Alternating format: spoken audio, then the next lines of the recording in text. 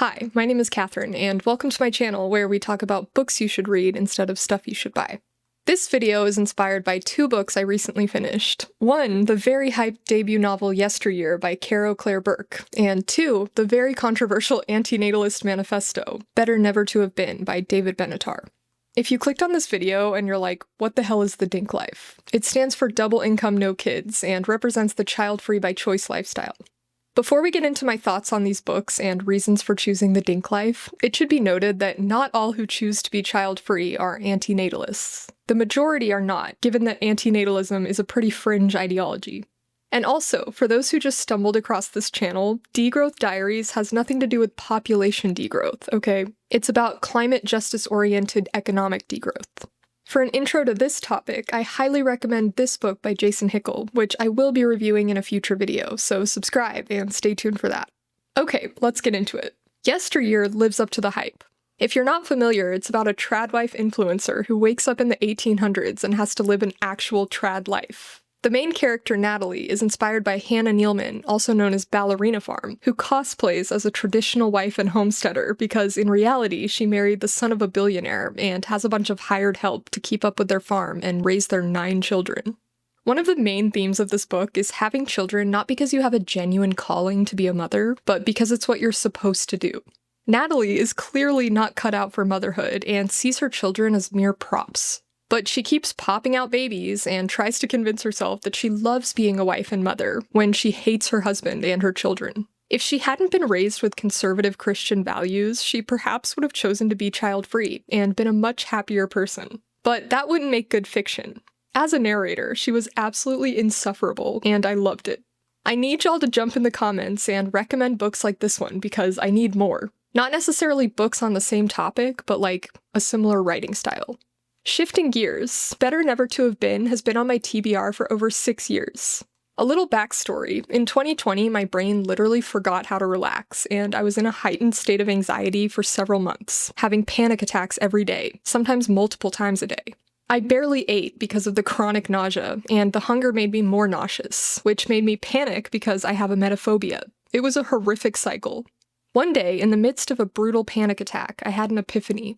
While my husband and I had already decided not to have children for reasons I'll get into, I didn't consider myself an anti-natalist. But in that moment, I thought to myself, I am so incredibly privileged, yet I still suffer. If I were to have children, they would inevitably experience nausea, and it's not unlikely due to genetics that they would be emetophobic like mommy and have panic attacks, which fucking suck. It clicked for me that it's not just a morally neutral decision to not have children, but a moral good to not bring people into existence who will experience suffering. Anyway, I finally got around to reading this book, and I would say it's a must-read if you're on the fence about having kids, or if you're interested in philosophy in general. Anti-natalism is so often misconstrued, and if you're gonna critique it, at least make an effort to understand it. I listened to the audiobook and found it relatively easy to follow, but I was already familiar with the anti-natalist philosophy and Benatar's asymmetry argument. If you aren't, I recommend physically reading the book to absorb it. Benatar is pretty thorough in addressing common arguments against it, including the concern of criminalizing procreation via government-mandated birth control or forced abortions, which he is firmly against. There's no ethical way to enforce antinatalism, so don't get your panties in a bunch. Nobody's coming for your reproductive rights, except for Republicans.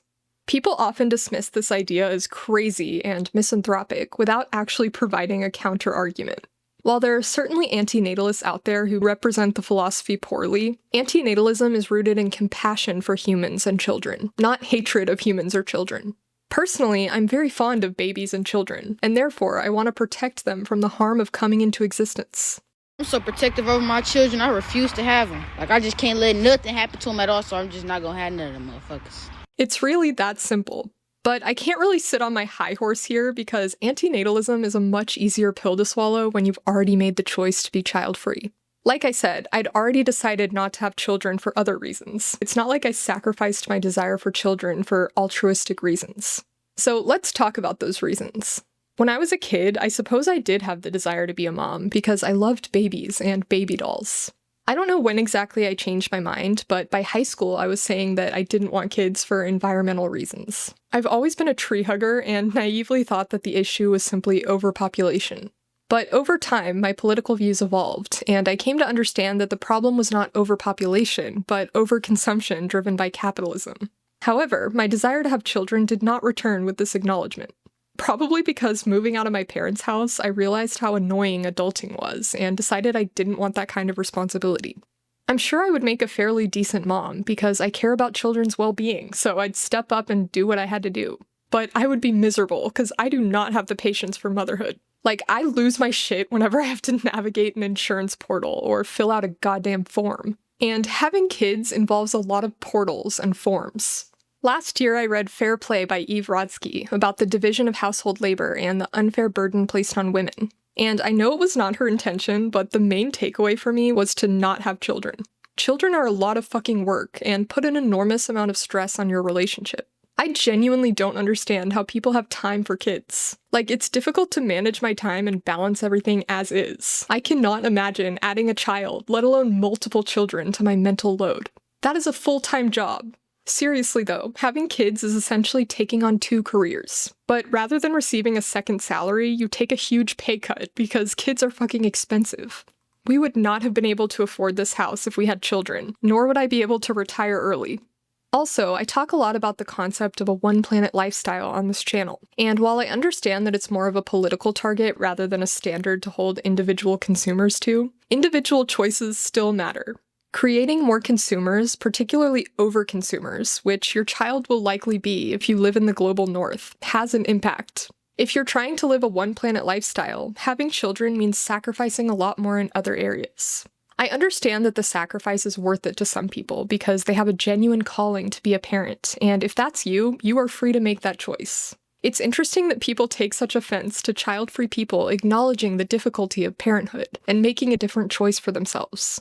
Like, parents want validation for their struggles, yet when we share our reasons for not wanting children, acknowledging how hard it is and how much sacrifice it requires, instead of appreciating the validation, they call us selfish. Obviously, I'm not talking about all parents here. I'm talking about the weird pro-natalist ones who say things like, "You'll never know true love if you don't have kids," and "You'll never regret the children you have, but you may regret the children you don't have." As if regretful parents don't exist. Anyway, the idea that it's selfish to not have children is moronic. Like, you don't know what the word selfish means.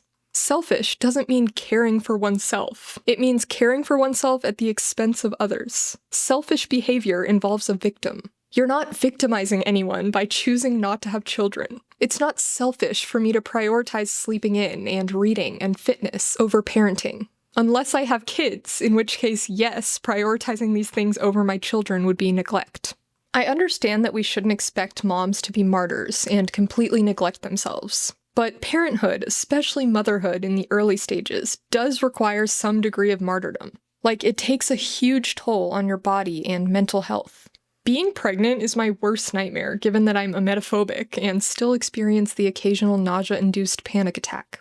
It's not a big deal for me now because I can just take Xanax if I need to, but you can't take benzos when you're pregnant. You can't take a lot of things when you're pregnant. I'd have to stop using my prescription retinol and just deal with cystic acne. There's the risk of hyperemesis, which again is my worst nightmare. Life-threatening birth defects and other complications. Then there's childbirth, which is often excruciating and traumatic, with the risk of tearing or literally dying. Then there's recovery from childbirth, with the risk of organ prolapse, postpartum depression, and psychosis. And if you're lucky and have a relatively easy experience, it's still mentally and physically exhausting to have to care for this very fragile, very needy infant and recover from birth while sleep-deprived. Personally, I'd rather avoid all of that pain and stress. I want to sleep in every day and do what I want in my free time. And I can do that because, for one, I'm very privileged. But I also made the choice to not have children. I am not a pleasant person in the mornings, especially if I have to wake up early to an alarm. For the past 10 years, the jobs I've had didn't start till mid-morning or afternoon, so most mornings I wake up around 8 and lay in bed for at least 30 minutes to an hour, reading or watching YouTube videos. It's amazing. The thought of having to get up at 6 or 7 a.m. and get my kids ready for school makes me want to die.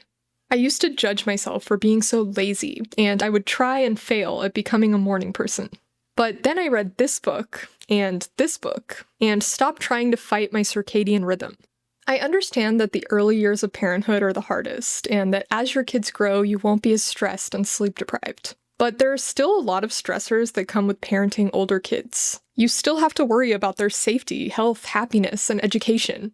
To be clear, I care about the safety, health, happiness, and education of other people's children, so I'm not saying that I don't have to worry about any of these things. But I don't have to worry about my kids specifically, and that is a significant weight lifted. For example, my husband and I didn't have to think about school districts when we were looking at houses. Having 2 dogs is stressful enough. Let's talk about dogs for a second. There's a lot of discourse about millennials choosing dogs over kids. As the saying goes, pets are the new kids and plants are the new pets. And pronatalists are horrified that we dare insinuate that dogs are better than children. But it's not that dogs are better, as in more worthy of love, than children.